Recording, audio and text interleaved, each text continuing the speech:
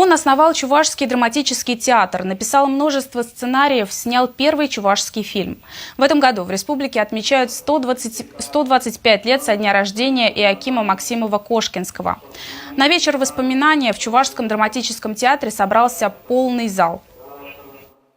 Меня просто удивляет, вот как 25-летний парень, честно говоря, который, может быть, не совсем и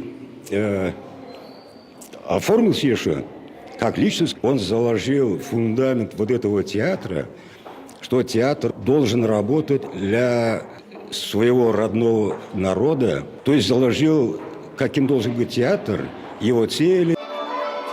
На сцене показали отрывки из спектаклей, которые сейчас идут в репертуаре чувашской драмы, а также кадры из фильмов Максимова-Кошкинского, которые чудом сохранились в фондах Чувашкино. Своими воспоминаниями о театральном педагоге и заслуженном артисте поделились известные актеры, режиссеры, искусствоведы. На вечер приехали и родственники Иоакима Степановича.